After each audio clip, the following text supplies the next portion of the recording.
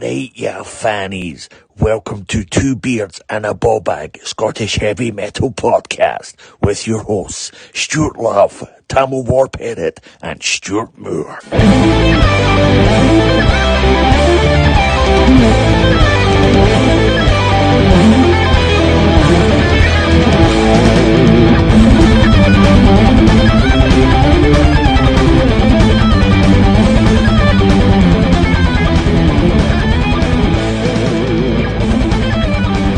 Hi everyone, and welcome to Two Beards and a Ball Bag. It's been years in the making, but here we are. I'm your host, Stuart Love, and one of the beards. We've got TamOwaR Parrot, who's the second beard, and we've got Angus Bobagamus, Stuart Moore, who actually loves the most overrated band in the world called Iron Maiden. What a start for that for the podcast, boys. You're taking a risk here, lad. Oh dear. They're overrated though. Yes, They're get on. overrated. That actually went no bad there, Stuart. Me and him had that conversation a couple of days ago, but he was going to tell you that Iron Maiden were the most overrated band. I could feel your soul leaving you a wee bit as he said it. I don't have a soul anymore. I ain't coming back has now. a soul. Nah, well, we may as well start this off because, Stu, you've been on your travels over in Poland to see them 2 nights and then he's just seen them in Glasgow a few days ago. Yep, potentially see him in London again next Saturday after Comic Con if I can get a ticket. Wow, that's dedication, man. That is dedication. How's the Polish gigs compared to the Glasgow gigs? Did you see a difference? Well, only because in the Glasgow gig it was in the standing area. For Poland, they could only get seats, but still the sales thing. Ah, right. So, but the best bit about the Poland shows, cheaper beer. And better beer. Less Poland. It is better beer, actually. Absolutely. And Sam, Sam, how's things? a pint of water down Heineken compared to less than £2 for a pint of Tyskie? Come on, it's not exactly a comparison. I know. And Mr. Parrot, TamOwaR, how's life with yourself? How's things going? Aye, no bad. Shite weather, but you expect that in Glasgow, didn't you? So I know. Every time I seem to come straight to Glasgow, it rains. Fucking grim. Absolutely grim. You missed all the good fucking stuff. coming then. I know, I'm actually, for our listeners, I'm just putting a little filter through here just to get the Ouija translation through because cannot understand these boys at all, this West Coast nonsense. Fucking tampons. I'm going to quote a guy.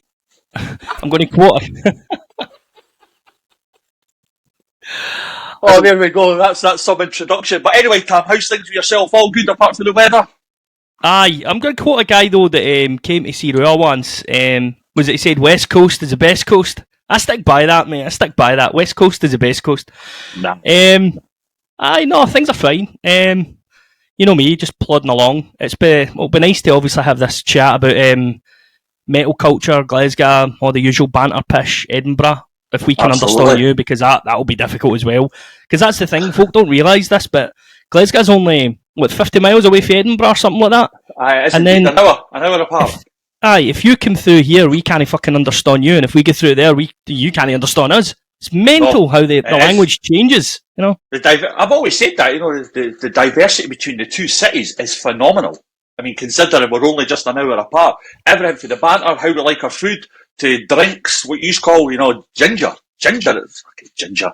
And what's the word? Dauber. Yeah, dauber. That's class, mate. Class part.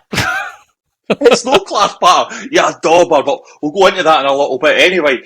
But, I mean, it's amazing that we've managed to, after all these years, get together. I mean, I first was introduced to Stuart about 22, 23 years ago, putting a band together with a few musicians that you'll know anyway. And Stu was up for playing bass, but that never materialised. And it was only just until a week past Monday that we met for the first time at Mystifier, which is crazy to think that we've been in each other's sort of company or around the same circle of friends for 23 years. That's mental, mate. I know this is before the days before social media as well. I mean, there's guys that I've known on just the MySpace days that from the States I've only ever met in person twice because I don't get to go to the States very often. But us knowing each other for longer than that, only just meet up. That takes the piss. That takes the fucking biscuit. I know, and I mean it's absolutely hysterical to think away back in 2005. I went through to Glasgow to see Mayhem. And I'm standing in the queue, we're all there, and and Maniac, the singer of Mayhem's coming out, Blasphemer on guitar. And me being a big black metal fan, you know, Hellhammer being a legendary drummer, walks out, and I just see this wee 5'0" guy standing at the front of the queue with a Burzum Phillispend t-shirt on, and happens to, all I heard was,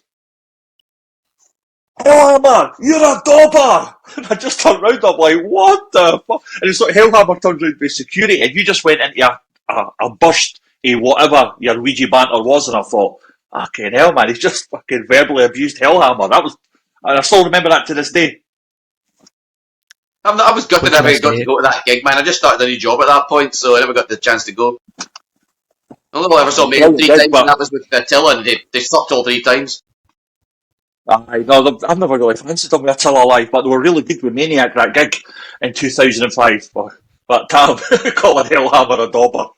I don't know, man. There's something special about seeing funeral. Fuck. Trust me, you won't be saying that. I've seen them 3 times with Attila, all 3 times they were a joke. I know what, actually. I mean, I've seen them sort of before, well, after Attila had left, and they had their other vocalists, and always enjoyed them live. But as soon as Attila came back, you're right, Stuart, I thought they were absolutely nonsense. But it's just mad that we've got 25 years of knowing each other. I mean, you were an Argonath, Tam, Ken. You're going way back now, and we just spoke the other day there, and there is talk of you doing another show with the boys later this year. Yes, we'll be doing a Massacre reunion night 10 years after the last one, if you can believe that. Wow, that'll be fun. It's always nice to get on stage with the boys again. I mean, Anders, my longest living mate, I suppose. We grew up like one house apart, and the other guys we went our separate ways and that, and like just as things happen. But no, I'm looking forward to it. More about that later, though, because I don't even know if I'm meant to tell him to that. Well, it's breaking news here. It's told now, man. That's it. Nobody tell me no, eh? So, well, I'm not missing this one. I'll tell you that for a fucking fact. Did you miss last one? Great band. I missed, obviously, that one, but I seen you way back in the sort of mid-2000s. It would be 2003, 4 and 5, I think. That's when you were at your sort of peak and height of your fame in the Scottish metal scene. Well, also, how many times I saw them back in the day, man? Those were the fucking days. Aye. No, the good old days, I know. I mean, it was just amazing. We'll go into that, obviously, a bit with the Scottish scene, but it was thriving then, and it's thriving now. There's so many bands. I mean, Tam, even for our listeners, you've actually been relatively successful, as you said, for a wee shitey black metal band from Scotland. You've put out some cracking albums with your band, if you want to let our listeners know exactly a wee bit just about your music. Aye, sure. Basically, I play in a kind of Celtic black metal band, or whatever you want to call it. I say Celtic atmospheric metal because black metal's a bit of a stretch. And then just use Scottish history and mythology to tell stories, basically. Do concept albums there. It's called Rua. Most people, if they're watching this, they might already know it, or if you don't know it, you can always check it out. Signed to Northern Silence Productions, and there is 4 albums out. The most recent one, 1296, which is about the Scottish Wars of Independence. But a superb album at that. You give it a shot sometime. It's just something I started. Like, Rua's so organic. Like, I came to the conclusion. Not conclusion. It's probably the bad word. Then, so basically, what happened in 2017 it was October one night. In 2017. I just sat down with the guitar and I just started playing this riff, and it became Where I Belong. And I already had a song written, which was Waiting. And I decided to write an album just because I've got a studio basically. So writing an album for me is like I can write an album, no bother. I also produce, so it's just one of the things. Organically, it just kind of spiraled a wee bit, and yeah, that's what I do now. That's absolutely fantastic. I mean, I remember your first album coming out, and then now you're on your 4th album. 5th album in the pipeline? Or in the works? Yes. In the works. In the works. Oh, you've probably got 6 and 7 in the pipeline as well, the way you work. Well, I mean, at least you're looking at 10 albums for that project, with the way my brain's working. If it goes past 10, then we'll see. But there's a few other things that I want to do as well, so we'll see. Kind of like, it's one of the things about having ADHD, which I don't mind saying, is that when you've got ADHD, your your focus levels only last for a wee bit, and you have to keep kind of pushing yourself a wee bit. It's like a nudge, and you get to a brick wall, and then you stop, and then you go. A few months later down the line, you'll be like, fuck it, I'll go back to it.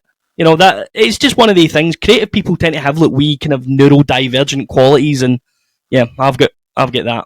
Going back to the point you made about knowing each other for ages, I actually, interestingly enough, by the way, right, I've known Stu Moore for he was a literal child. He went to the fucking catty unders, man. Aye, teenager, not child, but yeah. Fucking child, mate.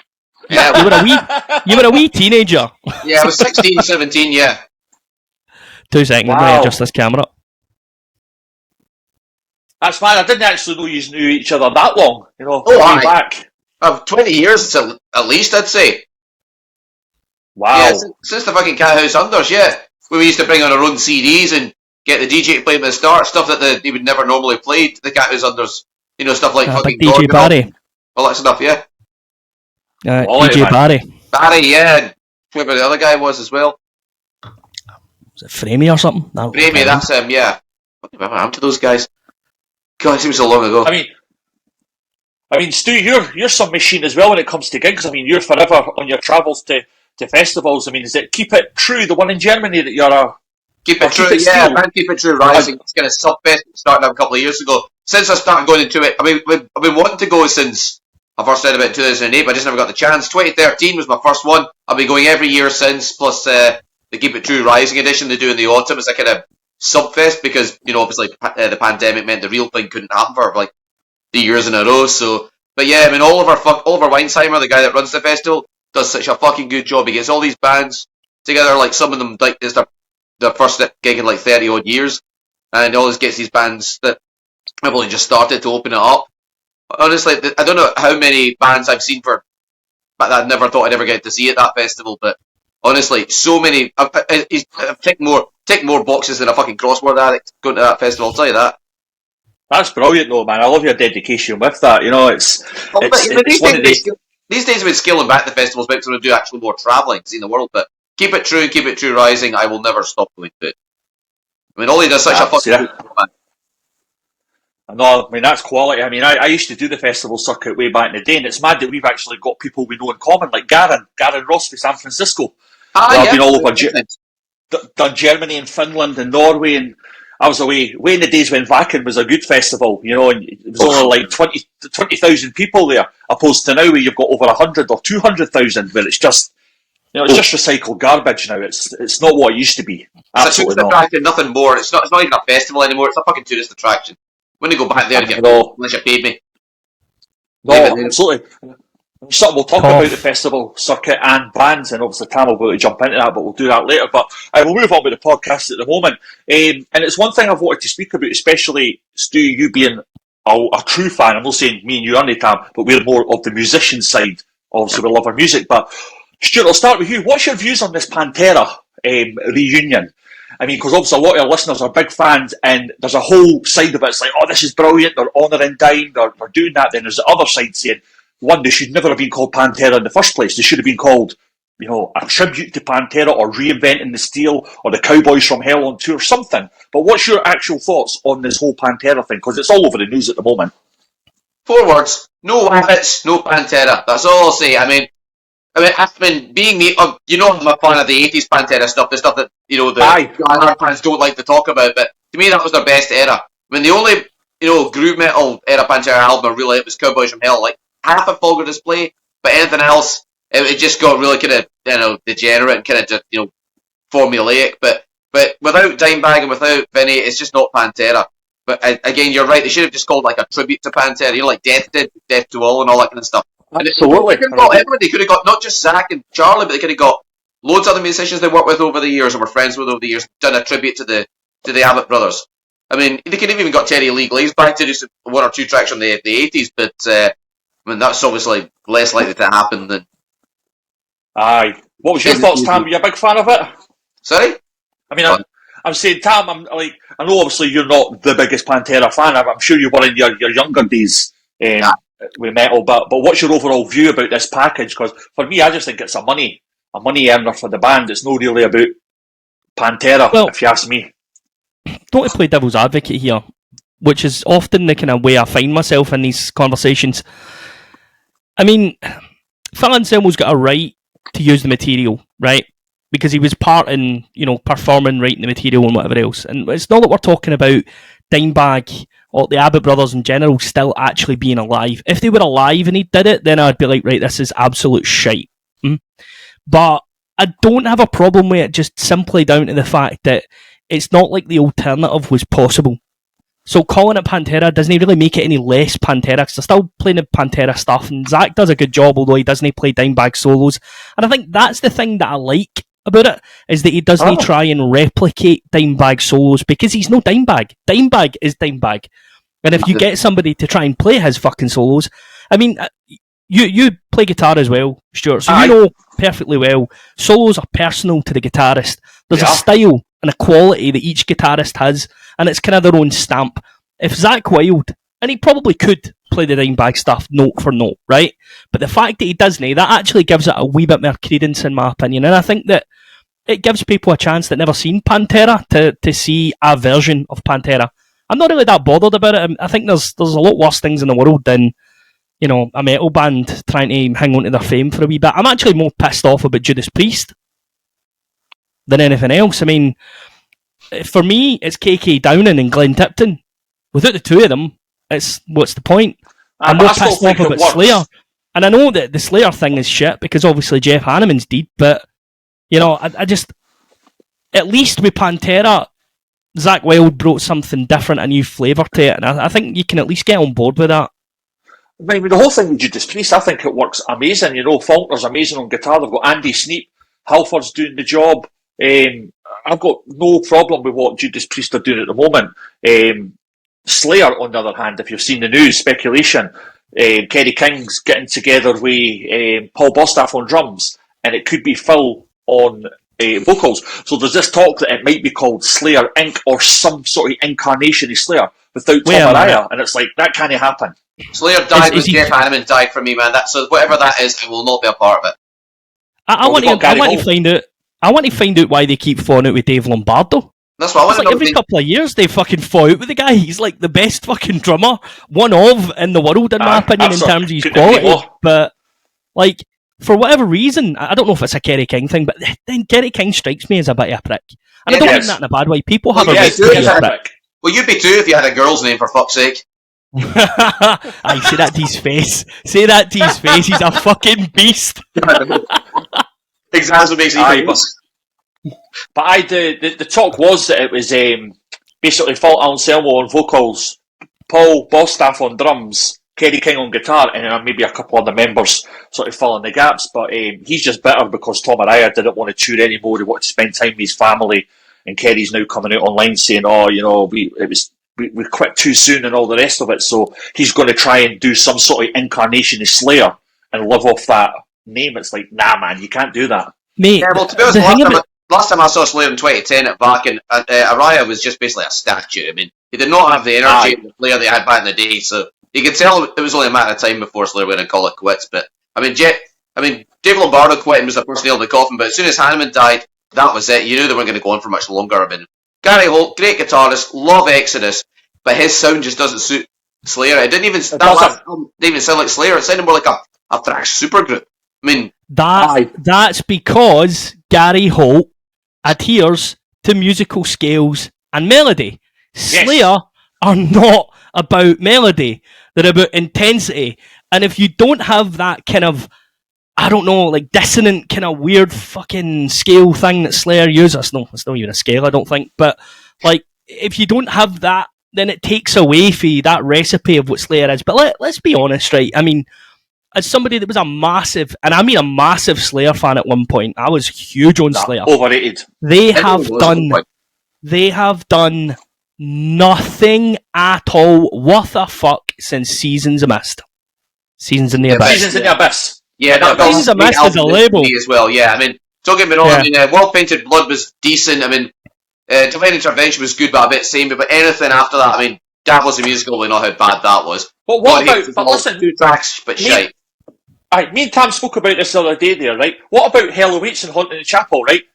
Slayer were not a thrash band. They were actually doing speed black metal, very much in the same vein as Venom and Possessed.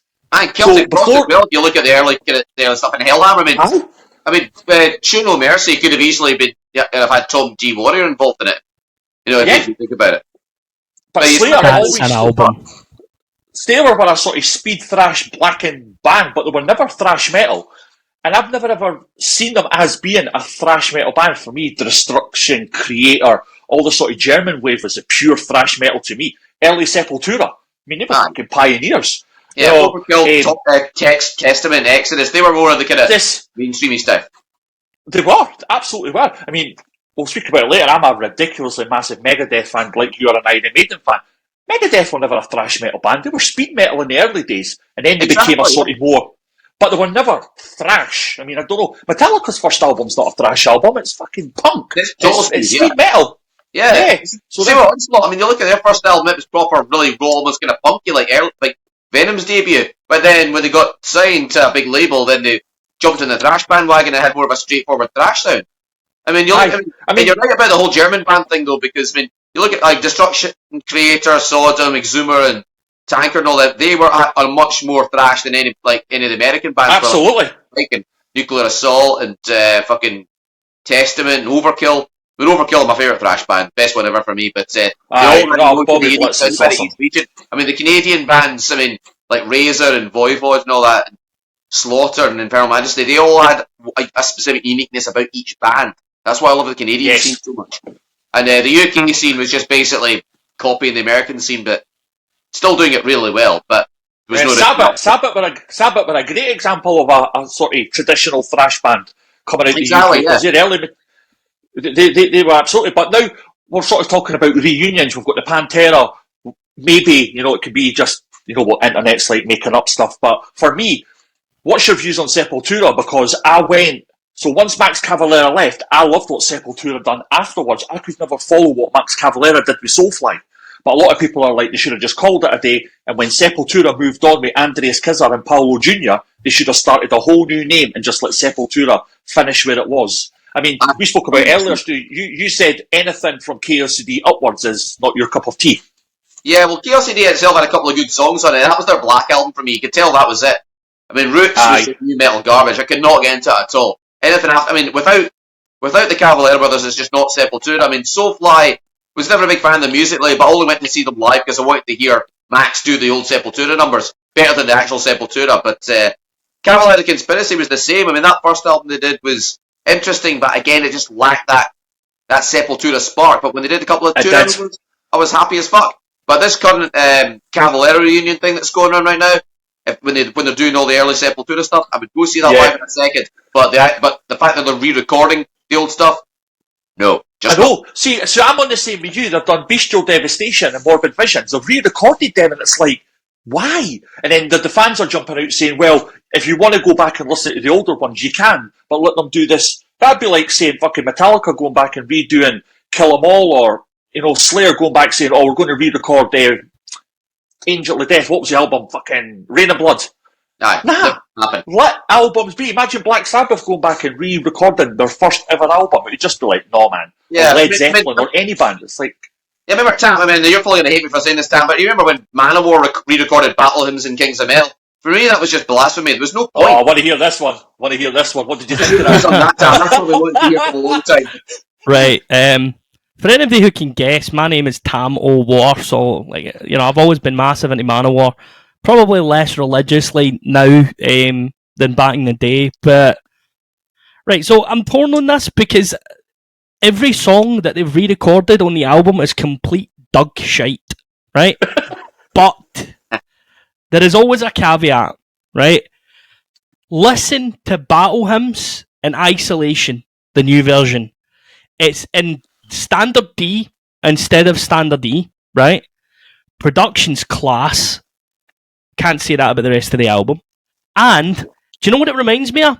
When I seen ManoWar at Earthshaker in 2006.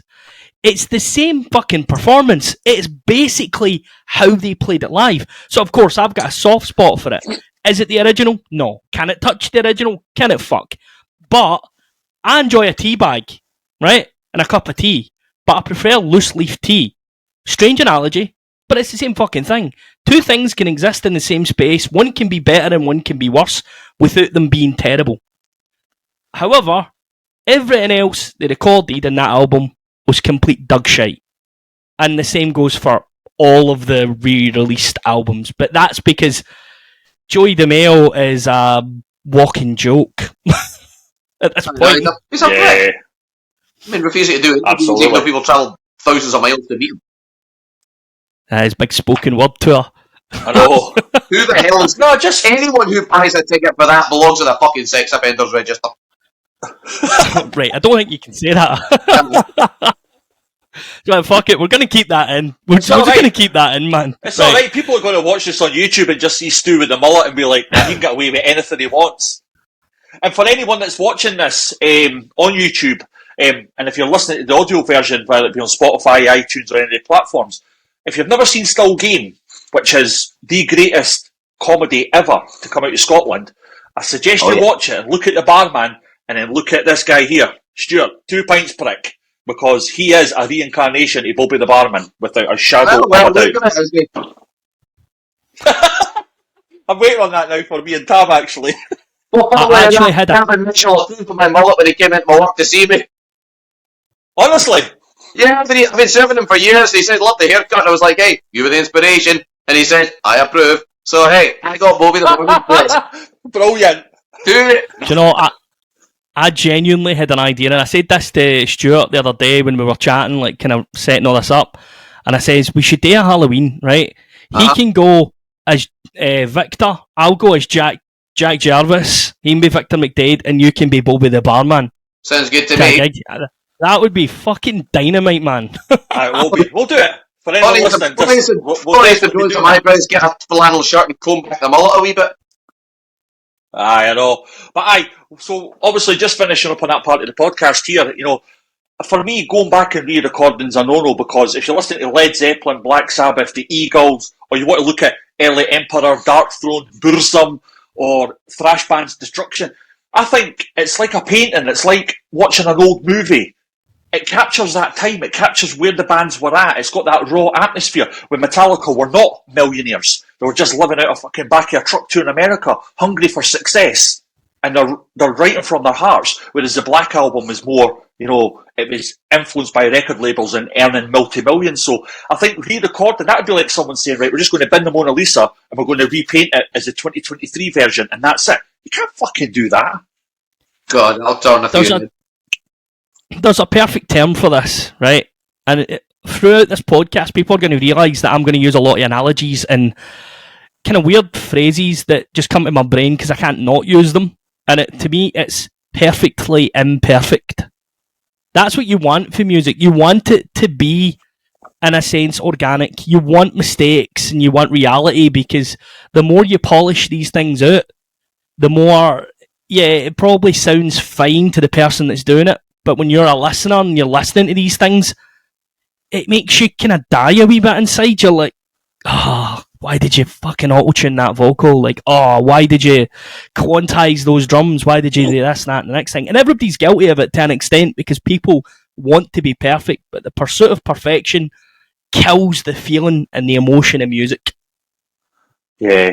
I mean, for me, it just takes me back to being 8, 9-year-old, you know, when my stepdad would put Kill 'Em All on the vinyl, and hearing the scratch on the vinyl, and just listen to that intro, lousy, shitty drumming, and then just that pick scrape right into Hit the Lights, and it's like, that feeling that goes through your body's like, man, that's incredible. To think that if they, I'm not saying they'll ever do it, but, if they re-recorded that today, I would just be like, man, I can't believe you did that. You've taken a part of my youth away, and it's just, no for me. Not for me at all. Knowing Metallica, they'd probably get some fucking rapper in to do the fucking chorus or something like that, because it, Kid Rock to guest on fucking Sad But True. But True. Oh, Jesus. Or Miley Cyrus. Miley Cyrus and Elton John doing Nothing Else Matters. Hey, do you remember when fucking Avril Lavigne covered Fuel at MTV Icon Metallica all those years ago? And Korn done one. I know, I mean, VH1's 40 least metal moments, Metallica popped up at least 3 times, from when they cut their hair short to that cover of fucking Fuel by Avril Lavigne, and when they lost the first ever metal Grammy in 1988 to fucking Jethro Tull. I know, they were devastated. That was the Injustice for All album. Yeah, exactly. I mean, that was a it. metal movie, so it really just shows you how stupid people were back then. That's what they fucking get for mixing the bass out of that album. It's fucking shameful. Listen to Injustice for All. It's a cracking album, but where the fuck is the bass guitar? Jason shouldn't have bothered his ass turning up to the recordings. He should have just went, we're going to fucking mix it down anyway. I'm not going to do it. Well, they released it with the bass on it eventually. I listened to both that and the original. I can hardly even tell the difference. I 100% could hear the difference when they added the bass on, but for me, I'm a purist. I like Injustice for All how it is because that's how I first heard it. So I know no different. So when I heard the bass on, it was like, oh my god, that's a bit fucking, it just didn't suit it for some reason. That's just my personal opinion. Was the story of that right? Was that not down to the fact that they wanted Injustice for All to sound the same on every single thing that you listen to?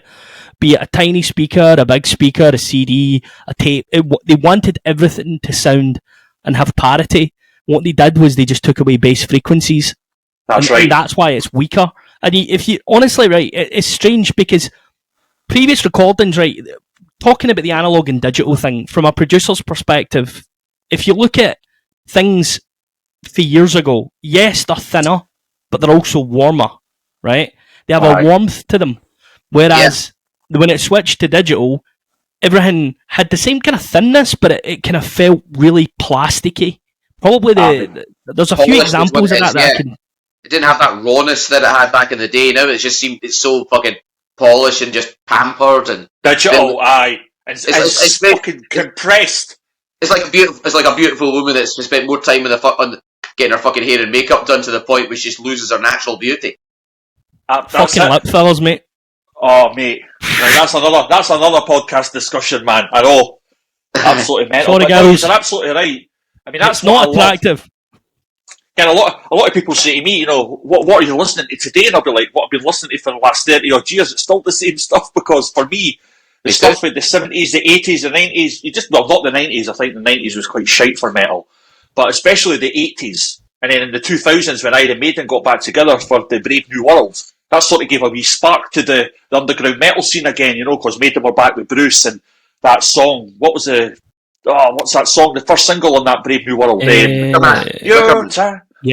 Man. Brilliant. Everyone was like, fuck, Maiden are back again. Papa Roach and Linkin Park are fucking binned. There's so many choruses on that album as well. There's so many choruses on Brave New World that it's hands in the air stuff, man. It's proper vintage Maiden choruses, and that's why it works. It's perfect. Well, we may as well just back. Talking about the metal scene in the 90s, it was only shit in the mainstream. See if you knew where to look. You got some good stuff there, Lenny. You had all the death metal stuff, and even had some really good doom like Cathedral, and even some of Electric Wizard's early stuff. But see, in the mid 90s, when you look at all the power metal bands that were being formed and trying to bring back the old school Maiden, okay, Hammerfall, Wolf, Sacred Steel. They were bringing that kind of stuff back at a time when it couldn't be in its lowest. I know, and look at bands like Children of Bodom, Hypocrisy, all these sort of bands. They were huge. Now, for me, people say to me, watch some of your favourite albums that all came from the mid 90s. Morbid Angel, Dominate, 95. Deicide, Once Upon a Cross, 95. Death Symbolic, 1995. Anthems to the Welkin at Dusk, 1995. Emperor, Battles of the North, Immortal, 1995. It's like fucking Cannibal Corpse, Vile, 1995. It was a boom. Yeah. You need a time machine, mate. We know exactly where to send you. Get a time machine, send you back to 1995, and you can live your happy life. Tell you what I had for my dinner on the 23rd of April, 1995. Fuck's sake. Well, on this day in 1995, one of my favourite childhood movies came out, fucking Power Rangers the movie. And it had a fucking good soundtrack. It did, actually. The Power Rangers theme tune with Eric Martin from Mr. Big on vocals and Matt Sorum on drums. But I didn't know that. Wow. Well, there you go. You got to check out the movie version of Go Go Power Rangers. Eric Martin from Mr. Big is doing vocals. Matt Sorum from Guns N' Roses is doing drums. That's the most metal thing. But I think Iron Maiden were the saviours in terms of bringing bands back into the sort of limelight with Brave New World, because that was when Slipknot, Papa Roach, Cold Chamber, Machine Head, More Things Changing, Moving Forward. That was all at its height. And then all of a sudden, Bruce is back with Maiden. Next minute, Halloween are back on the talk again. Back in Open Air gets to its biggest, start of its 2001s when it with Dimmu Borgir and, metal started to go again. So Maiden, absolutely. I mean, I'm sure it was the X Factor album tour with Blaze Bayley at the Barrowlands. That was 90. I was fucking shocked because that was the first time I'd seen Maiden, and I went, and the Barras was I was like, what's going on here? I'd just seen maybe 2 months before Slayer on the Divine Intervention tour with Machine Head and Meshuggah, and Machine Head exploded with Burn My Eyes, packed, and then Iron Maiden, the Barras half empty. I'm like, what is going on here? And I like the X Factor. I mean, was it the Klansman? That's on that album. 11. What? Was it Virtual 11? And that song, Falling Down. Man on the Edge, I loved it. I thought they were great albums. Well, they weren't the best. They weren't bad albums. They were just weak compared to the rest of the stuff. I mean, X Factor was a tough time for Steve. He just lost his dad. He was going through divorce, and like you said, Maiden's popularity was waning because of the way the metal scene was changing in general. So they incorporated a lot of kind of dark themes into that album to go with what the band and Steve and the band themselves were going through. I mean, when you look back on it, it's not actually that bad, but when you compare it to stuff that just come before or even the stuff that came after, it's definitely their weakest point. I mean, Virtual 11 was like a slight step up, but mainly because you said the Klansman. I mean, that's one of the main It's a belter of song, though. I know, I remember all that whole period coming out. I think it was that when they done the photo shoot, and they're in the football strips and all that stuff, the football 11, kit. Yeah, that's right. I remember that was the sort of Maiden that I liked. I mean, I know at the start of the podcast to take the piss, I said they're overrated. I mean, Power Slave and all that started Somewhere in Time. What an album! I mean, Jesus, what an album! Fear of the Dark. I mean, for me, my favourite one's the Clairvoyant and what's that? Seventh Son. That album from start to finish is flawless. I mean, that is up there with the gods as one of the greatest albums that's ever been released. Oof. Their magnum opus is definitely Somewhere in Time. It is the best. And you should have seen them on this tour then, because they're playing 5 tracks off that album, the current tour.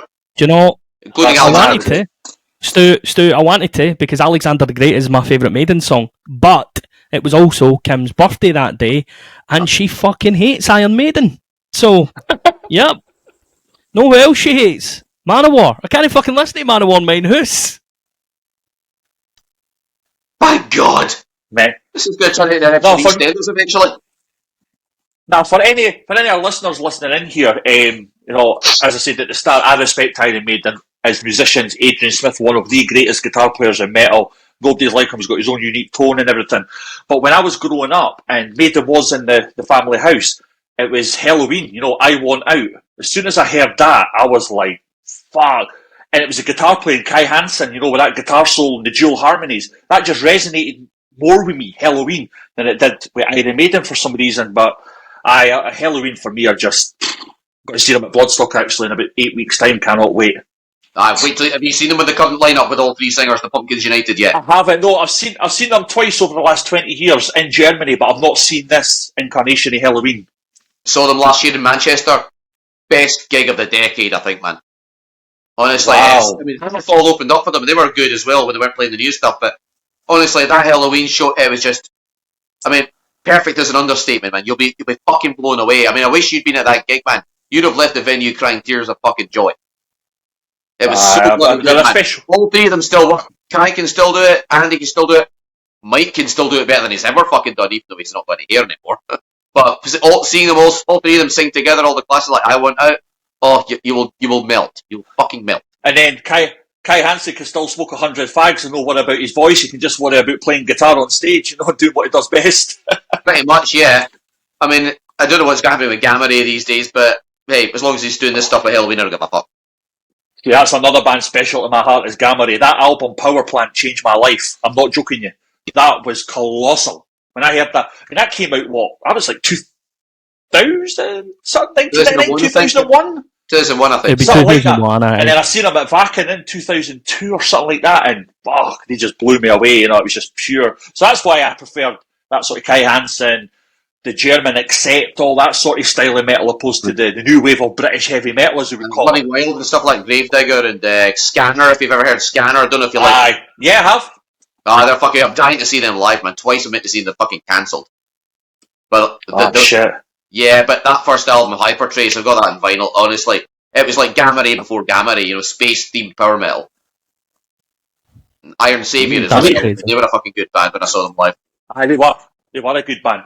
Right, so enough of this Iron Maiden nonsense. This is going to be something interesting to talk about because one, Tam, you've been touring with your band. I'm not sure, but you've done some festival appearances and stuff. And Stuart, you're an international traveller with concerts. Obviously, I've been going out to the States on other business. But Devin Townsend's just basically came out and said that after this current tour in America with Dream Theater, he's not going to tour for about 5 years because one, through COVID, his mental health is at an all-time low, and two, he cannot believe how much it is to actually tour now. So Live Nations and Ticketmaster, I've got this to the side of me here, are charging ridiculous amounts of money for a ticket, and then on top of that, they're wanting 30% of merch. That's ridiculous. On top of that. So basically, Devin Townsend's like, well, what's the point of us even going on the road? We spend 10, 15 grand up front, get all the t-shirts, hoodies, all that, and then when we run out, we've made a profit, we can go buy again. He's like, 30% on top of they're having to, obviously, through ticket sales as well. It's ridiculous. I mean, Tam, I'll go with you as a musician, and you also speak to a lot of guys that are on the road and been touring and all the rest of it. Are you seeing is it impacting even right down to the underground? What I'm seeing is in line with that, but certainly one of the things that people don't talk about that is an impactful kind of cause and effect scenario is basically because people don't buy physical media, right? So people don't buy CDs, they don't buy records, and they don't actually buy music. They get it for free or for cheap with their monthly subscription to Spotify or whatever it is that they use. Each play gives you 0.00000.1 of a penny or something like that. Right? So it's a pittance. Even somebody like Devin Townsend, who the music industry used to be kind of self-sustaining in that people would buy the stuff they liked. Advertising was designed so people would buy the stuff that was being released by the labels, and the labels would offer a band in advance to ensure that they have the right stuff to record with, as well as the right stuff to promote their videos and all that stuff. Now what you have is bigger bands that probably have got to a stage where previously they would be making an absolute killing, right, if people still bought CDs.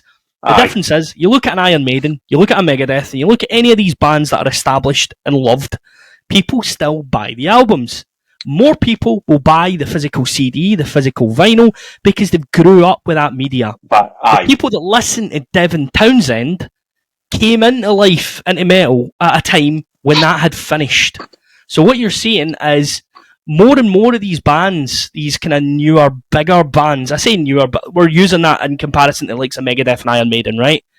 So more of these kind of bigger, newer bands are going to struggle to make ends meet because they don't have people buying, one, the physical media, and then you've got scumbag venues taking 30% of merch cuts, which is disgraceful. Disgraceful. So much so that underground bands have taken to Facebook and all these other platforms to voice their disgust at being charged 30% of their merch, that they then have to up their merch costs by 30%, because what people don't realise is you're not operating in a high profit margin. A t-shirt probably costs you £4.55, right, if there's a double-sided print or something like that per unit. So you take that into consideration, you sell it for 8 to 10, you sell it even for 15, right? You have to remember that, yes, that's covering the cost, but these bands are also paying their own fucking costs for travel, usually their own cost for accommodation, food, living, all that bollocks. The industry's killing itself, put it that way. That's what's happening. Yeah. Well, I'll go to 2 points for that. I mean, Stuart, what was interesting was, I went to see Cannibal Corpse at the Barras, 80 quid for a hoodie. £80. Aye, for a long sleeve t-shirt was 55, and for a beanie was 40 quid. Jesus Christ. A fucking beanie? A beanie, right? But on the other side, I'm not going to name the band, but they're playing the Barrowlands with a well-known Norwegian band. They're selling, so the gig's next year, but they're selling their tour merch that they're going to have for that now in advance, so fans can buy it on whatever platform, Bandcamp, whatever. instead of having to go to the bars, because they're going to have to pay 30%, they're going to lose 30% on the merchandise. And they're an underground band with all full-time jobs in Lidl's, Tesco's, all the rest of it. They've got an opportunity to tour with a massive band, and you're still having to lose 30%. So on their profile, you're selling all the merchandise so fans can buy it. So you're not having to hump all this shit at a gig as well. I know the band you're talking about, and I will not name names for obvious reasons. But again, that is proof to what I've just said. If they're having to sell their merch in advance of the gig so people don't get ripped off, I've seen people set up outside of venues now instead of selling it in the venue. Corpse Grinder from Cannibal Corpse came out the tour bus and told the guys that were selling the bootleg t-shirts to piss off because they were only charging a tenner, and the same t-shirt inside was 55 quid. But what I've actually seen though, right, Stuart, is I've seen bands put it online that they will sell their own merch, not knockoffs, outside of the building to avoid the 30% costs. Wow. That's outside the back of a fucking van. I think a lot of bands are going to start doing that now if the costs don't start going down, because that's the only way they're going to make a profit from all these things. I mean, I don't know what the venue guys are going to say, but since it's happening outside the venue, fuck all these cunts can do about it. So I think bands are going to have to start doing that from now on. Or if they're saying, you can't do it outside the venue, they could just say, right, over the boozer, over the road, speak to the bar manager saying, listen, we'll give you a bit 100 quid if you allow 50 fans to come in and buy some merch. You're also getting turnover at the bar for a couple of pints. Exactly, yeah. There's a way around it. I remember when I went to see Q5 in Edinburgh a few years ago, where they didn't realise that they needed, I think it was like a permit or something to be able to sell their merch abroad. They didn't have a license. So they couldn't sell us any t-shirts, so they fucking gave us them for free. And they were losing money. I mean, that is generosity at its finest. Me and my mate Sandra, we got a free t-shirt each from Q5 because they didn't have a permit to actually sell the merch on tour because they never applied for one. They didn't know they needed to. So they weren't to sell it legal, so we had to get one for free each. I mean, obviously I bought them a couple of beers to say thank you, but that was one of the most generous movements I've ever heard. Aye, but it's mental though, because I spoke to somebody at the Cannibal Corpse gig. It's sold out. They got a ticket on Ticketmaster secondary site. 65 quid they've paid to go see Cannibal at the bars, right? And then on top of that, the original ticket was like 25 or 22 quid, but that was including Dark Funeral, Storm Ruler, I think you're friends with the boys on Facebook, and Nicholas, yeah. Another Manchester sort of slam band, I can't remember their name. Anyway, so the boys paid 50 odd quid for a ticket on a secondary site, and then he's going with his laddie, and it's cost him about 200 quid to buy merchandise inside the venue. I mean, what? It's absolutely scandalous. I want to openly condemn fucking ticket scalpers in any equation. I think they are scumbags, man. I know. Like, see anybody that buys 4 tickets to something to sell them. See anybody that buys a ticket for the purpose of sale. I get capitalism, right? I'm not going to sit here and say that I'm anti-capitalist or whatever else. But you make money where you can, right? Yeah. Supply and demand and all that bollocks. Is that right? But that is blatant taking the fucking cunt out of somebody. That's all it is. Especially in the cost of living crisis. Aye, but it's absolutely mental. And this is not metal related, but we're actual diehard fans of sports. Now look at the NFL. The teams come over to the UK, they play London, they play Tottenham, they play Wembley. Tickets are coming out, cheapest ticket, 70 quid, you're way up in the amount. But by the time that goes to the secondary, people are paying up to £300-400 just to go see the Ravens, or it's like, wait a minute here. Like, how is that possible? And then I heard that Beyonce played Edinburgh just recently, and it was up to £300 a ticket. She was only seeing 16 quid of that per ticket. All the rest of it's through corporate, through fucking Ticketmaster and all the rest of it. There has to be a law. Something has to stop saying, when you buy a ticket, it's got to be sold through a secondary site with a photograph. I don't know how it's going to work, but something has to come out of it, because, I mean, have you found that you're obviously a massive concert goer, Stuart? I mean, you're over Europe, you're all over. Have you noticed a big difference after COVID as well? Oh, huge difference, man. I mean, not just for the price of tickets, but the fact that the merch as well, and the venues themselves, plus travel obviously is like nearly doubled in certain places. I mean, I remember, I think it was one of the last times I went to London for a gig.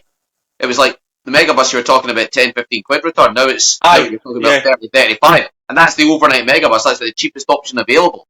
I mean, I use it quite a lot. London's not the cheapest city in Europe, as you know. I mean, it's probably the most expensive city in the UK. But Crazy. now it's just taking the fucking piss. It's getting closer to fucking Denmark and Norway than it is to fucking the rest of England.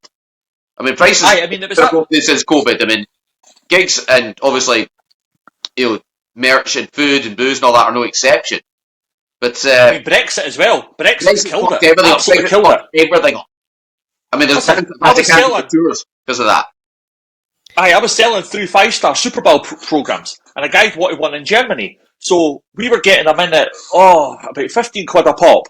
Now, to get that shipped to Germany, plus do the conversion rate and everything, guy was paying the best part of 50 quid just for a Super Bowl program, just to be posted, a piece of paper to Germany. It's like, fuck, I went to the post office and I was like, I had to contact the gentleman and say, listen, it's going to cost you the best part of £50 now. We had just boxed it in. It was going to be like 26 quid, including the envelope, the postage, the whole thing. That was double. It was double just to post to Germany. It's like, fucking Jesus. Fucking insane. I don't want to get down a political rabbit hole, because at the end of the day, everybody has varying political opinions, and I would hope that we cater for everybody and not just one kind of person. But I mean, one thing I would say, just the only thing I'll mention on Brexit, and then I'm not having any.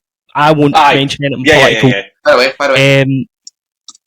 So I think Brexit is used as an excuse to hike prices up by a lot of companies and by a lot of government bodies. I think the cost of Brexit, fair enough, there is a cost, but it's an inflated cost because people are taking the piss, like the energy costs, etc. Yeah. There's massive profits being made. There is no energy crisis. Do you know what I mean? It's because the money can be made, they will make it. That's the problem. Yeah, exactly. They're just taking advantage of that fact and using that just to keep the fucking profits coming up and just to rip the piss out of the taxpayer and the general public. I mean, the pandemic as well. I mean, a lot of that's caused a few price hikes, but again, companies are using that as an excuse. They are. Just to keep the money coming in. I mean, a lot of them haven't even lost that much money because of COVID. I mean, there was furlough and all that, there's government grants. I mean, okay, it wasn't 100% what they had before, but now they're just using it as an excuse. You can't trust any of these big fucking corporate fat cats these days. Well, people are like, people are not going to pay these inflated prices for tickets. But at the end of the day, if Metallica announce a ticket tomorrow at Hampden or Murrayfield and it's 500 quid, there's people out there that will pay 500 fucking quid. They'll just pay it. I know. So there's people out there that will pay 3 times the cost. Because that's what fandom is. That's what it is to be a fan. You don't think of the cost. On that. People are cashing in, as you just said there, Tam, the fandom. And the poor people like yourself, Stu, I mean, I go down to London regularly on the bus, and you wake up at 6, 7 in the morning at Victoria Station. It's fantastic, and I was getting it for like 20 quid, and I was like, this is a bargain because you get to sleep overnight. And I've just looked at it for something coming up. It's about 35, 40 quid. I know, it's ridiculous. I was like, fucking for an extra 25 quid, I can fly EasyJet. Precisely, yeah. And it's a bus. There in 5 minutes. I know, opposed to, but before, you were looking like, I'm not going to pay £60 for a flight, I'll get a bus for 20 quid. Whereas now, they're almost the same when you're on a bus. It's just like, nah. Something's got to give. Weeks in advance. I mean, I was getting the piss out of me for not paying, money to go see Guns N' Roses or, the most recent gig at Belgium's Park. When you go see them again, it's like 125 quid. It's only 3 of the original lineup, and the weather's probably going to be piss. And the Pretenders are opening up, so I'm not personally a big fan of. And I just thought to myself, not worth the money, man. Not worth the money. 125 quid. I mean, if I managed to get one for about half that price, or maybe just a wee bit less, I would have fucking gone. But no, that was just ridiculous. I mean, I don't know if it's got anything to do with Brexit or the pandemic or all that kind of nonsense. But no, it's Tam just held on the nail.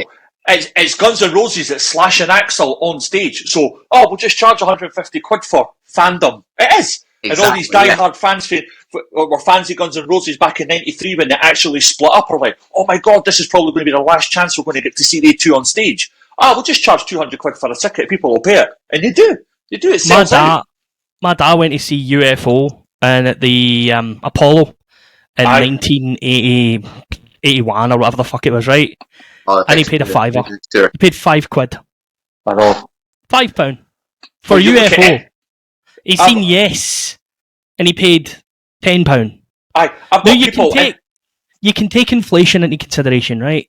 The problem is that it's not correct maths, because even with inflation, it would only be double the cost. It wouldn't be fucking 10 times or 20 times the cost. So I don't really buy it. It's not something that I advocate as correct.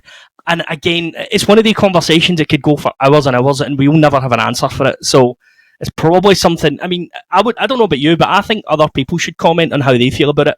Leave a comment below. Yeah, it's interesting to get everyone's views. But finishing up on that, going back to Devin Townsend, he said the one thing with mental health and the whole, and obviously Devin Townsend has been well renowned to be suffering from stuff that I'm going through, like bipolar and all the rest of it.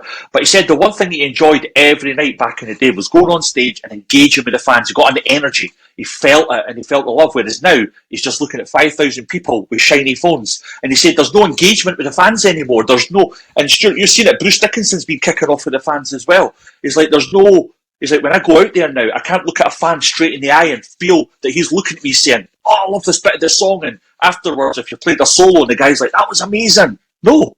It's all recorded. People are living it through their phone now. And he says that it's one of the other reasons that he doesn't want to tour anymore, because he said there's no interaction with the audience. Exactly, yeah. Every fucking moment of it is like, you'll always have it in here and in here. You don't have to have it completely recorded. We're still young, but we're getting older. But we were part of an era when people will say, were you at that gig in 1997? I was like, yeah, I was at that gig at the garage. I don't have it on phone, but I've got it here. I was there. And I remember it personally, so I had that experience, that one-to-one interaction with its Fear Factory, Burtonsea Bell, or whoever it was at the garage a way back. So it's there, whereas now it's, I couldn't make that concert last night. I'll just jump on YouTube. How was Guns N' Roses in Glasgow? Full fucking concert right there. It's crazy. Yeah, but I went on YouTube to rewatch the tribute to Mark Shelton from Manila Road to keep it true 4 years ago, because I was there, but I was stoned at my box, so I don't remember much of it at all. So as soon as I go back to Glasgow, I had to go on YouTube and relive it there, because my memory was like, fucking... I don't know what that stuff that Lenny gave me was, but it was fucking strong shit, so my memory of that night was like 10-15% max, so I had to go on and relive it on YouTube on my telly. It was the Devil's Cabbage. Devil's Cabbage. I was with Garen at Partizan. I was with Garen in 2006 at Partizan. We'd get up at 6 in the morning, go down to the pub down the road, come back up. We were sleeping in our tents by 2 in the afternoon and waking up when the last band was finishing. Never seen any of the festival, absolutely shit-faced. So I've had to go on YouTube to be like, what was that festival like again? Because I can't fucking remember a thing. Spent all that money to fly over to Germany, spend 6 days there, and me and Garen just at the pub at 6 in the morning. Just, nah. Oh. I know.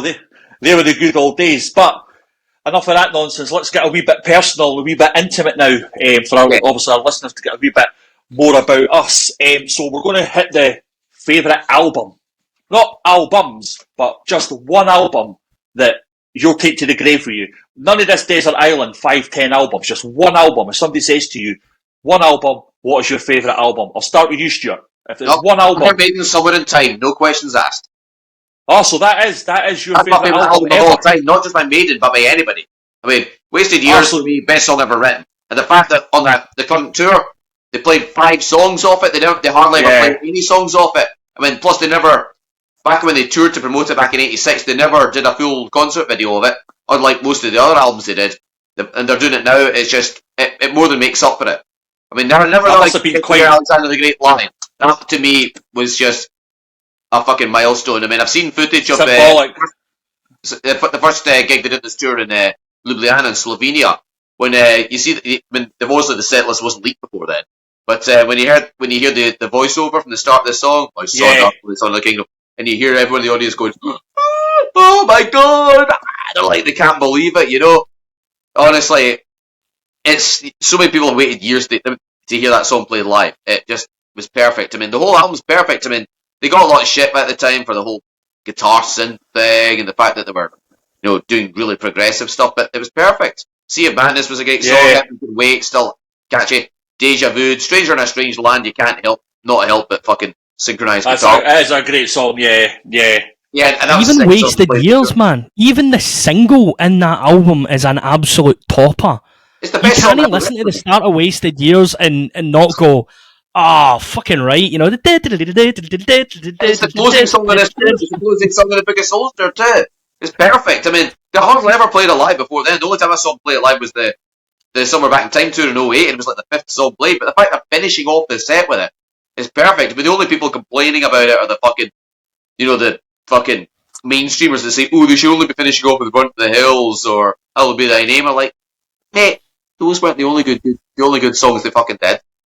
I mean, a lot That of must have people, been there are special some for that were you. considering playing with. Yeah, it was That special must for have me. been so But for that, because those 5 songs that you've waited, and that's actually your favourite album as well. That's pretty impressive. exactly, yeah. But they did 5 songs off that, 5 off the new album, Senjutsu, which not a lot of people like, but I did actually quite enjoy. Plus, they finally played the Prisoner. That was good. Death of the Celts is a fucking song, man. That's as good as any Maiden song. The Klansman Part 2, I call it. It's that fucking good. Yeah. It's got the same feeling, by the way. It's got the same feeling as the Klansman. I can see exactly what you mean, man. And chronologically, it's set before the Klansman, if you think about it. Well, of course. Yeah. Aye. I mean, you've not heard that one yet, Stuart?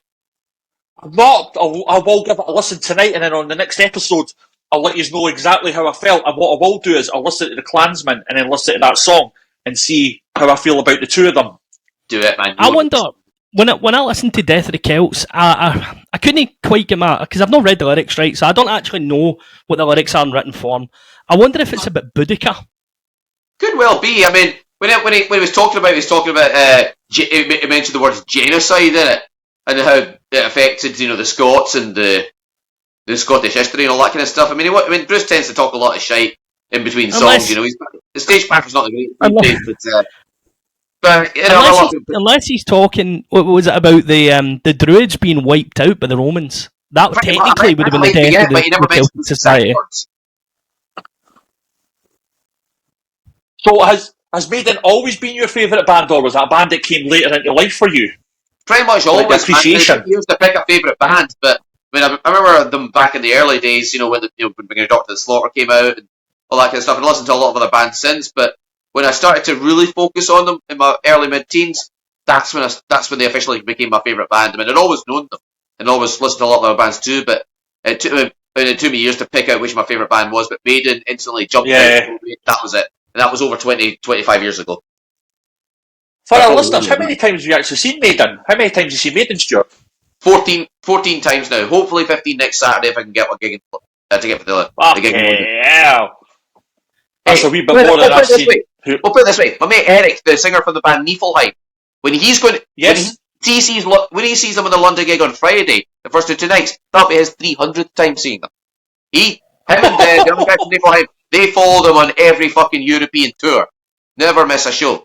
That's dedication. Don't know how they can afford it and time or money, but wow, just fucking do it. Has he been given Bruce Dickinson's codpiece yet? I mean, if you've seen him 300 times, mate, I mean, that's fucking dedication. You should be getting clothes off him. Exactly. I mean, the fact that fence fighting lessons. Precisely. Plus, Niflheim. I mean, I don't know what's happening with the music these days, but they should be fucking open for Maiden at this stage. I mean, it'll piss off a lot of the fucking mainstream metal fans, but hey, when was that ever a fucking bad thing? I know. Absolutely. Yeah, the current support bands for their tour are absolute jokes.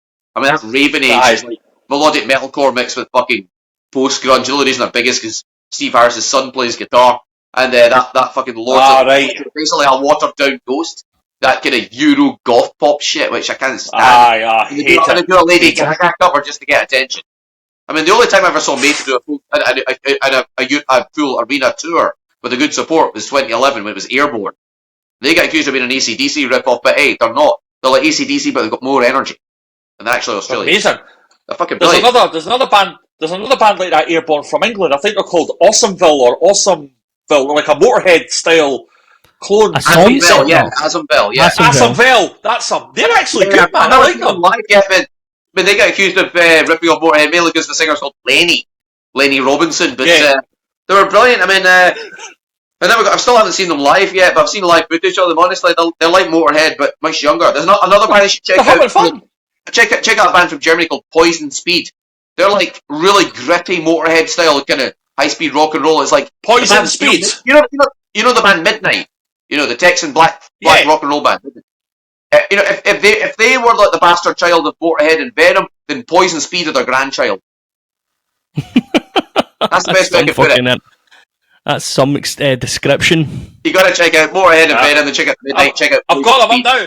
I'm getting Poison Speed up now, so that's me sorted tonight. New Iron Maiden album and some Poison Speed, so brilliant. Cheers for that. Yeah, Quick and Dirty is the name of the album. It's an absolute belter, man. Right, so we're on to you, Tam. It's either I'm getting a feel here it's going to be Vinder, Gamma Ray, or TamOwaR. It has to be one of them with you. Do you know something? It's really, really hard for me to pick one album because you're fucking Evergrey daft. I am Evergrey daft, yes, but it wouldn't be Evergrey that would be my favourite album. Again, it's difficult for me to tie down a top 10 in an order, so having one album that I would never get sick of, there's that many of them. I mean, I could say Bathory, Blood on Ice, which is an absolute belter. I could say... trying to think. Honestly, there's like a million options going through my head. I'd probably say maybe Sign of the Hammer, Manowar. Good choice. For Guyana Cult of the Damned, For the Powerhead, obviously Sign of the Hammer, All Men Play on 10, Think What You Will. There's so many fucking good songs on that album. But even then, it's just because you've asked me to name one. Is it my favourite album of all time? I honestly don't know because it changes that readily and my music taste is that vast. I would have to name 100. Over the years. I never figured you were a Smashing Pumpkins fan when I was younger. Smashing Pumpkins was one of the first bands I ever got into when I was 13.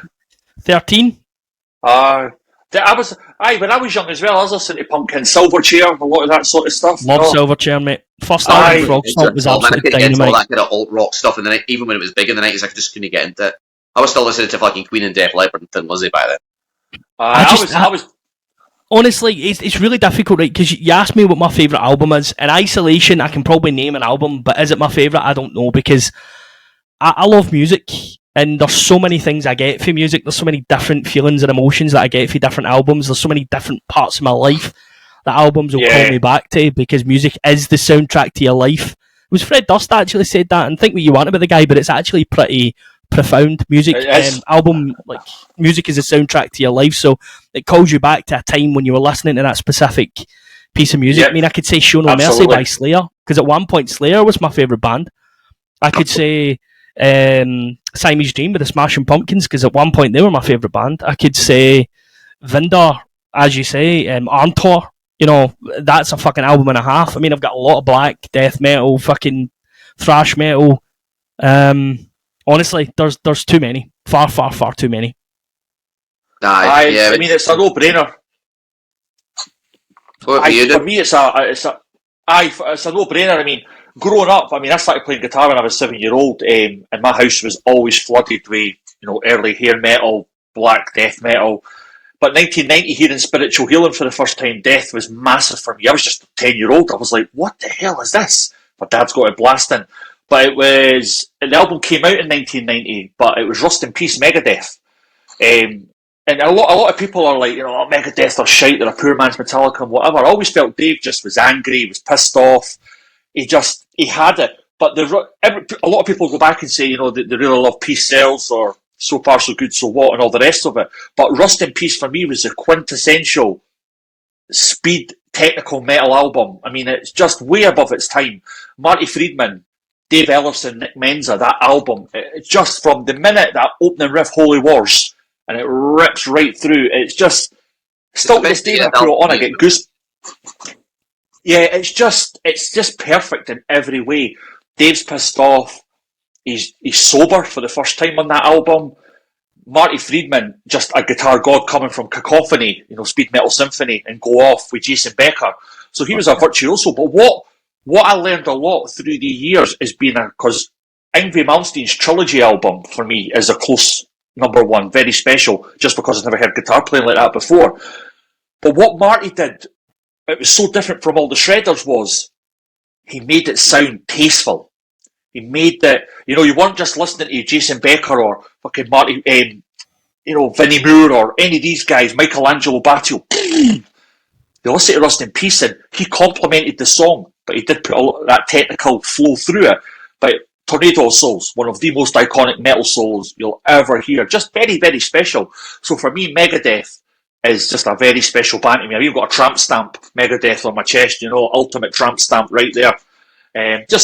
I've seen them 10 times, so I've not got as many on you or Maiden, and I'm going to see them for the 11th time at Bloodstock. And I really do hope I get that opportunity to meet him, because obviously he's been going through the whole throat cancer thing and everything, and we all know what happened to Van Halen, so it would be just amazing to just speak to him for a few minutes and just ask him a few things about his musical career, because when you look at it, he was only 20 when he got kicked out of Metallica. Think about that. And then he had to chase Metallica for his whole career. That's all he's ever done. I think Metallica are a bit prickish there. Let me explain, right? I mean, I've thought about this for years, and then I actually heard Dave Mustaine say the same thing. Dave Mustaine obviously had an alcohol problem, right? Yes. And he obviously had a decent, as he thought, relationship with the rest of the band. He liked James Hetfield a lot, didn't really care for Lars Ulrich. I mean, everybody can understand that, let's face it. And then, instead of his friends, as he thought, getting him help and support, they gave him a fucking bus ticket home. There you go, son. Fuck off. That's not on, man. That is bullshit. They treated him so badly. They did treat him so bad. And Kerry King said that when Metallica first started, and it was Ron McGovney on bass, this is way before Cliff Burton started. And he was like, and Hetfield got really jealous, because he says when he went to these shows, Kerry King, Chuck Billy, Testament, they were all looking at Dave Mustaine because he was this guy just fucking shredding his ass off. And he had this energy on stage, and they were like, who the fuck is this guy? And Kerry King actually played for Megadeth for 8 gigs. And he was like, I can't keep up with this guy. He's just too good. So he ended up going off, and he had Slayer already starting anyway. But yeah, why did they not help him? Why did they not say, I just think that Metallica had their own vision. Hetfield wanted to be the main man. But at the end of it, we've got 2 great bands out of it. Whether they're great now to some people is a different. Obviously, Metallica was 72 seasons. They've not released anything decent since the early 90s, late 80s. But they're 2 of the most influential bands, and people will argue till they're fucking blue in the face who's the best out of the 2. But for me, Megadeth just resonated more with me. They just have catchier songs, better solos, great riff arrangements. Songwriter. Much better songwriter. Out like Metallica did. They did their own thing, but they still kept the Megadeth thing going.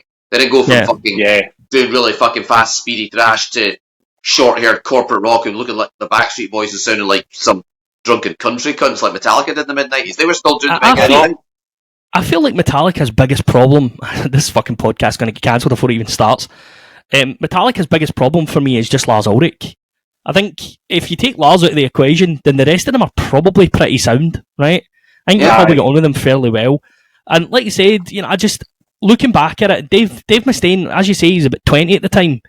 He's on stage, as he thinks his pals. He was brought up in a very Jehovah's Witnessy family and all that. Correct. So he didn't he have like a great upbringing, his childhood.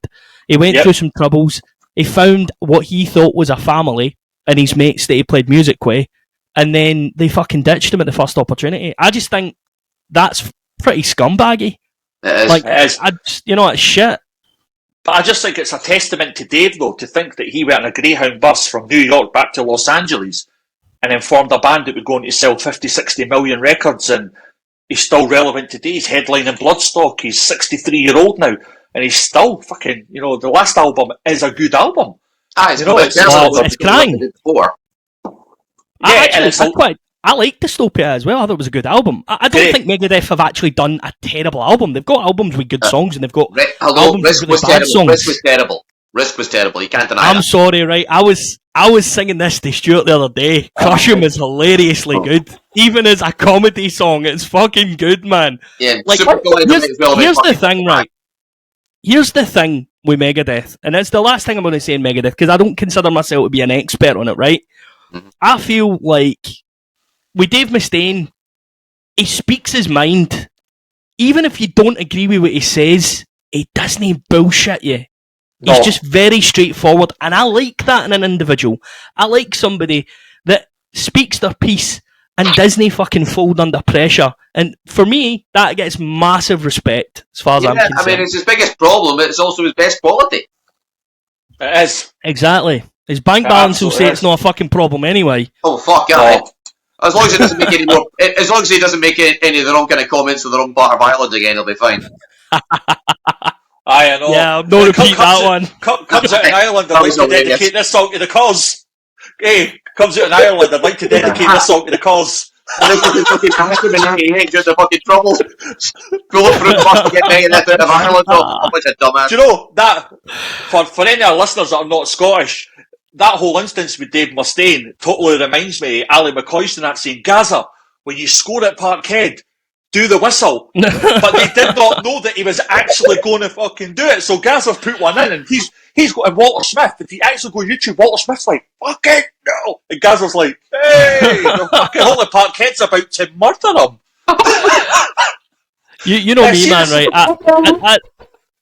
That shit. It's insane. It's insane honestly, that Paul Gascoigne did that. Like, I remember seeing it when it happened. Like, I remember it vividly.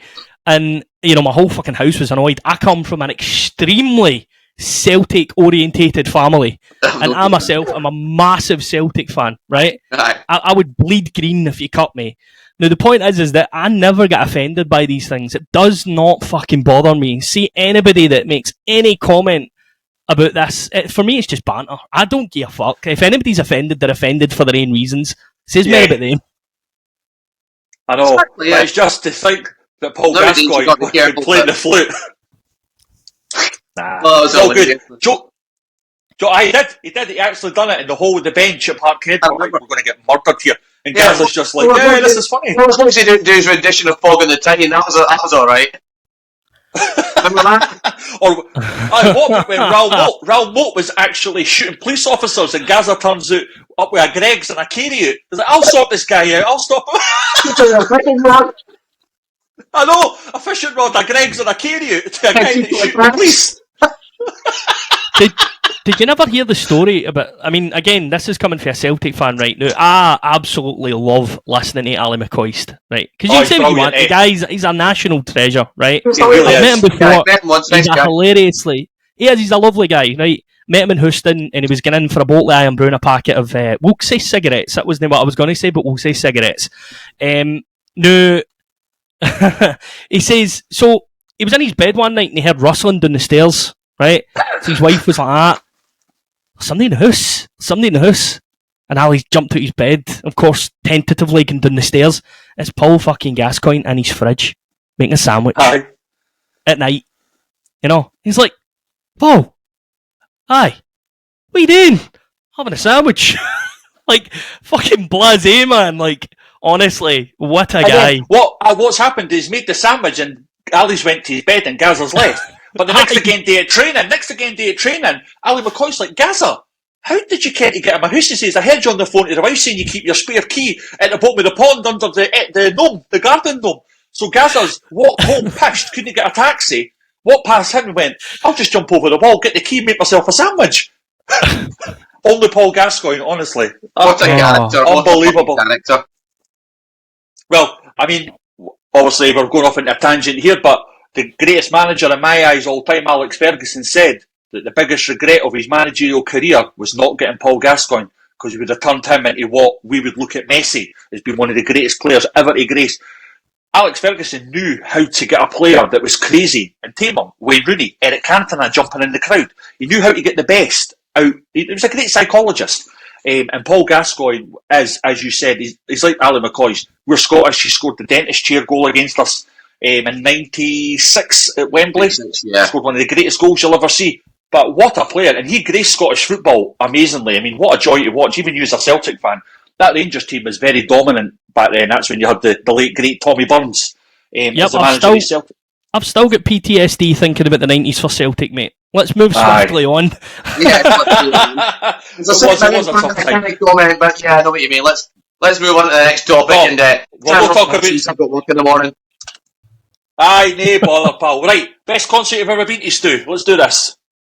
It's been tough. It would have to be a choice between two gigs I went to in 2006. Either Twisted Sister at the O2 Academy with Hannah Roxon support, because they were phenomenal, and I got to hang out with them afterwards. Nice guys. Or the same year at the Soundhouse, Martial Law with Steel Tormentor and Sith.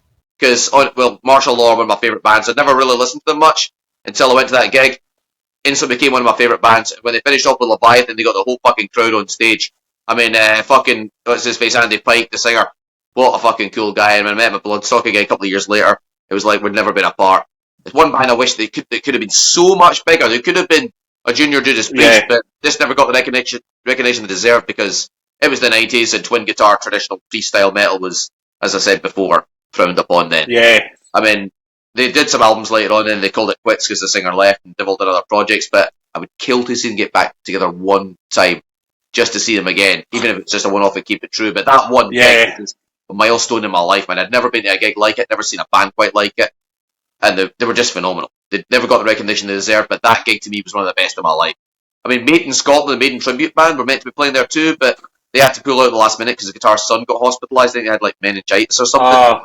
But that first time seeing Seth, it was when they still had, as a 5-piece, you had Big Nell Russell, you had Al D, Alan, Muck, and Baz on guitar. It was, in fact, I think it was Baz on guitar. It was either Baz or it was what's his face, Sean? No, it was definitely Baz. That was the first time seeing Seth, a band that never got as big as they should have either. But yeah, that for Twisted Sister, best gig of my life. Wow. Tam, for you, my man? Best gig I've ever been to is probably Earthshaker in 2006, seeing ManoWar play Battle Hymn with every original every member that's ever been in ManoWar. So you had, fucking Ross the Boss, David Shankle, you had every fucking one of them, Donny Hamzig. Like, was honestly, that in an airfield? Was that a big airfield? No, it was in a place called, I'm probably going to butcher this for all the German listeners if there is any, Gieselwind in Germany. Gieselwind. And it was fucking beautiful, man, so scenic. And they only had that festival for like 2 years. It's the crazy thing, like, they had so fucking good lineups, man, both years. But I don't know what happened, and it went away after that. But yeah, 2006 Earthshaker in Germany for me, definitely. Aye, for me it was just 2021 December. I'm good friends with James Murphy, Ex-Testament, Obituary, Death, all that. He was playing Spiritual Healing in its entirety for the first time ever, and it was the first time he had played in 20 years after he had his brain tumour. So that was with him, Terry Butler on bass, Obituary. He was on the Leprosy album, so I flew over to Tampa, Florida for that. And then headlining was Death to All. So it was Doug Bruni, Megadeth, on drums, you had Bobby Cobell. So for me, having posters of James Murphy on my wall growing up as a kid, to then being in his hotel room playing guitar with him, and then watching him play the Holy Spiritual Healing Death live in Tampa, the home of death metal, was just... I still get goosebumps when I think about it now. It's so personal to me.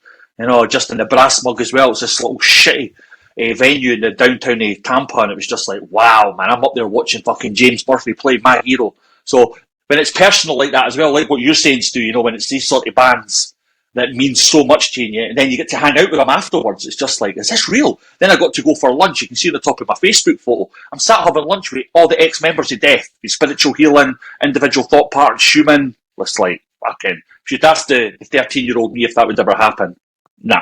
So that can never be topped now. Never be topped. Not even Dave Mustaine saying, "Do you want to come up and play Hangar 18 with me?" It'll never beat what I experienced in Tampa. So, that was pretty awesome. But this will be a really good one, and I've got a question for you. Right? Just because you said that was like a spiritual moment for you. Now, I remember seeing you walking on the field during a Pittsburgh Steelers game. Yes. Does that top it? Or not? Nah. I mean, that was special. That was Ben Roethlisberger's last ever game against the Browns at home, and we beat them. But to go on the pitch and then get to meet that's why you were singing, what is it? Here we go, Big Ben. Here we go, because also the Cleveland Browns. Woof, woof. So I just got stuck clean. I got stuck clean into the Browns fans. They were hating it. They're like, who's this Scottish dauber? Fucking, here we go, Big Ben. There you go. You became Hellhammer, mate. I know. But that is up there with the James Murphy. But for me, just being a kid, and music is my passion more than even sports, and just to be invited into James Murphy's hotel room, he's there fucking cleaning his armpits and brushing his teeth, and I'm just sat there like, oh my god, this is so surreal. Then he just pulls his guitars out, his cases, and says, let's jam. And my arse emptied. I was like, oh the fuck. But then he's asking me about guitar technique, sweeping, and I'm like showing my hero. It was just, it was absolutely amazing. But we'll move on, because fucking Bobby the barman here's got to get behind the bar serving 2 pints for the pricks. So well, 2 hopefully, but yeah. Right, so I know you two will have some belters. What is the worst thing you've ever seen at a concert, whether it be from a band's perspective on the stage or in the crowd? What's the worst thing you've ever seen? Okay, Tam, you start off with this one, because I'm still trying to think about it. I've got too many to think about. Does me a bit as a Can I use myself as an example here? Go on. I mean, I'm going to be that example. I did actually see this because I seen it happen through my beer goggles. Right, so I mentioned that I went to see Slayer, and it was at 2006 at the SECC. I was wearing a kilt at the time, and I was so fucking drunk. It was the night I get barred for the Solid Rock for saying rather unsavoury things to the. Yeah, I don't think I'm barred anymore. I've been in there a couple of times, and I don't think they recognise me. Plus, the world's ended since then and started again, so I don't think it counts. Anyway, basically, I get so fucking drunk, and I mean absolutely blitzed, right? And I'm kind of staggering about, and it's like War Ensemble or something that's on. It's a really fucking fast song. So I get done in the pit, because the pit's starting, right? So I twisted my ankle. Now, I realised I needed a pish, or a pee, for anybody not from the Glaswegian persuasion. I needed to urinate, right? And then I was that fucked that I didn't know where the toilets were. I had no idea. So I climbed under the seats. There was a bit underneath them, and look, I'm like 5'6" or 5'7" at max, right? And I remember kind of squatting, trying to get into this fucking bit. Clearly, you're not meant to be there. I could have got crushed by all these people, and at the time, I really needed to have a piss, so I kind of moved my kilt up and I just peed under the seats, and it went all over my shoes and everything. Right? I was fucking wrecked, and I remember stumbling out after it. I hadn't even put my bobby away properly. I don't think. And fucking, I stumbled out, and I kind of managed to walk to the corridor. I didn't even see the full Slayer set. I might have done that actually. I know I did, because he finished with Angel of Death, right? And at the end of that, I walked out, and one of my pals at the time, a lassie who is shorter than me, she's 5'4", 5'3", something like that, right? She had to get me up the stairs in my flat because I twisted my ankle in the pit after pissing away my shoes.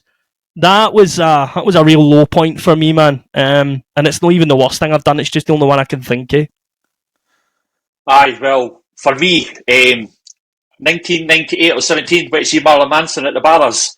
I only went because my mate had a spare ticket. He's like, "You want to come along?" And at that time, like, Beautiful People was out early, and then it was Mechanical Animals or whatever. So I said, "Yeah, I'll go." So I'm fucking at the front because my mate wants to be at the front. Next minute, this abundance, I thought it was fucking raining. I was drenched. Hey, someone had pissed in a pint glass and launched it. But at that point, it's going down my face and into my mouth. And I'm like, you know that, what the fuck's that? And it was stale pish running, honestly. Fucking lasted about 3 songs and had to go out, I was fucking raging. Went over to one of the Celtic bars opposite at the Barras and had to fucking literally use the hand sanitizer and wash my hair and everything. And I had long hair. But someone had pished in like a full-size pint glass, launched it, and it just cracked off my head, the plastic cup, and drowned me in pish. And I'll never forget that. You know that's you. That's you Catholic now. You baptised yourself in holy water. Okay. Fucking dick. Dick. Well, I've thought probably my worst thing I've seen at a gig. Well, it wasn't actually a gig, to be fair. It was actually the Lords of Chaos movie when they showed it at the cinema. It was just as good as going to a gig. But one of the worst things I've seen, it was during the scene where Dead from Mayhem was slitting his wrists and his throat. Aye. Yeah, someone in the audience at that premiere threw up and fainted in the audience, so they had to stop the reel for 20 minutes to get the fucking paramedics in. It's like, you're watching a movie about Mayhem, you knew this was going to happen, and yet you fucking couldn't handle it. It's like, who the fuck brought you along, pal? Your fucking girlfriend? How did they deal with the shotgun blast? I know! They passed out before it. It was right at that point that they stopped the reel. Aye, because Dead's out in the woods at the front of the... And then the sight of that kind of stuff makes you fucking throw up and faint. You fucking pause it!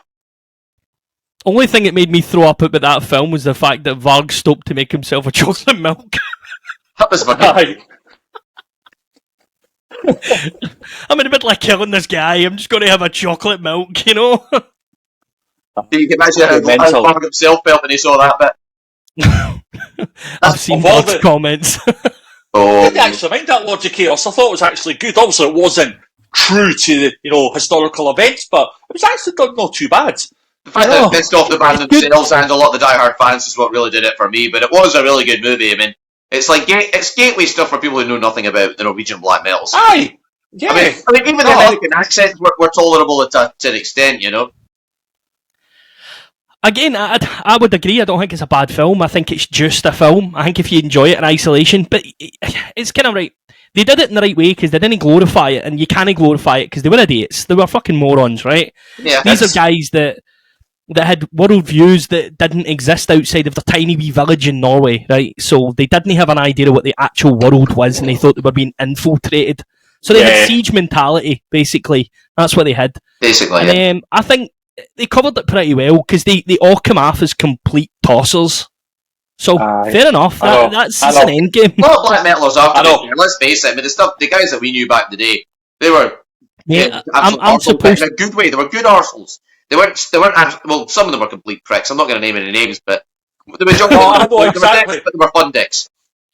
There's a few in our Scottish scene that are interesting characters, but we'll keep it at that. Yeah, like I said, no names being mentioned. We don't single anybody out. No. But for our listeners, honestly, we've got one more thing before we wrap this podcast up. But this is our first ever show. We've not really done a pilot show before this, so we've been all over into tangents and stuff. But as you'll see over the weeks come, we'll be a wee bit more structured. Album reviews, interviews. Me and Tam going to do a wee separate side bit about gear. So not as in gear, what we call in Scotland is in drugs, but actual musical equipment. Fuck, I better put that kilo back in the fucking cupboard then. I know. Shit. And we're going to get Stu's insight for people that want to go to German festivals and stuff like that and how to get there. Just loads of little things as the podcast grows, but we want you to be part of that. But as we sign off, any album recommendation, guys, for our listeners that maybe have not heard of some of the bands that we're listening to as a whole. Tam, got any recommendations for our listeners? I have listened probably 32 times now to the Halas album, Conundrum, if I'm saying the name correctly. Halas. It is absolutely fucking beautiful. I agree. It is... How do I describe this? Right, imagine if you're able to, Flash Gordon, but metal. It feels totally fucking... It's nonsense, but it's beautiful, man. It's like Rush and Flash Gordon and fucking Wishbone Ash all had this weird love child, and all that's missing is the He-Man haircut. Honestly, it's glorious, man. Check it out. Beautiful. No, absolutely. For me, it's a homegrown band from Scotland. It's Hellripper. Their latest album is Warlock Grims and Withered Hags or something like that. Yeah. What a band. What a band for Scotland. I mean, I'm talking, they're going to go places. Proper old school speed metal with a sort of blackened thrash vibe going right through it.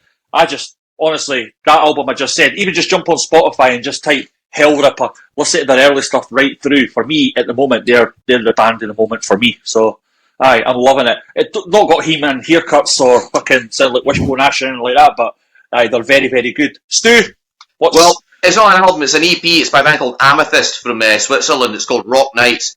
It's like a mix of early...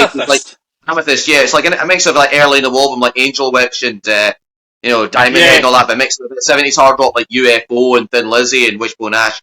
Really good. It's just that kind of rough production. I mean, you get a lot of bands doing that nowadays as well, but they just do it so perfect. The songs are so catchy. The guy's voice is just so pure and raw, and the twin guitar work, it's perfect. Amethyst from Switzerland. Just following them now. Nice. Yeah, check him out, man. I mean, if you're in that kind of stuff like UFO and Angel Witch, you will not be disappointed. I'll be seeing them live at Keep It True Rising in October. Hopefully they'll be just as good live as they are on the EP. But hey, from what I've been told, people who saw the Musical Rock in Sweden there, they said they were absolutely perfect. And I believe I'm going to need to check that out now. Amethyst, I've got that on the list. I've just got up on Spotify there, so...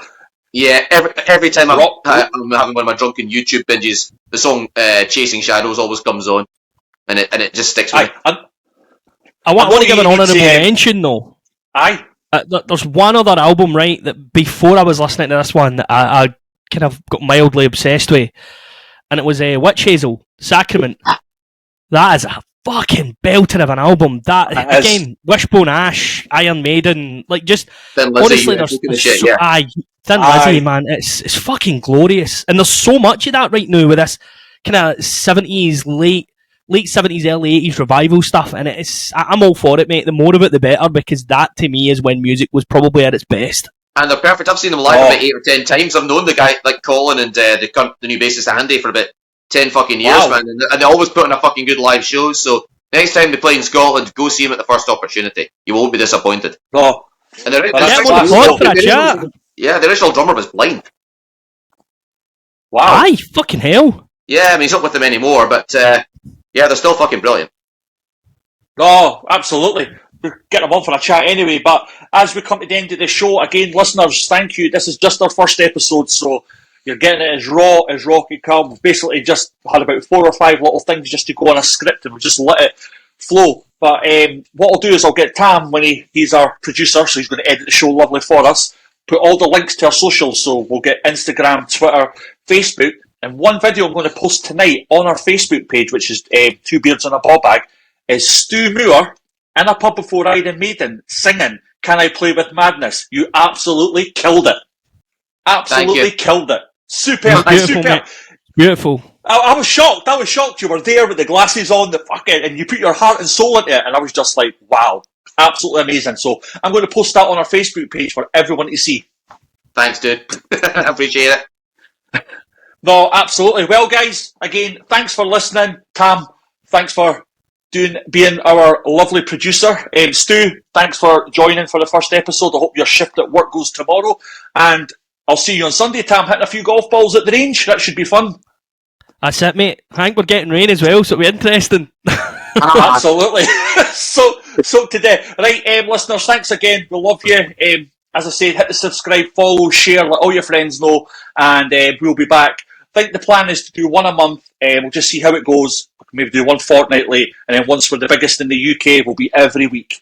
So again, have a good night, and I'll speak to you all soon. Cheers, guys. Cheers. Cheers.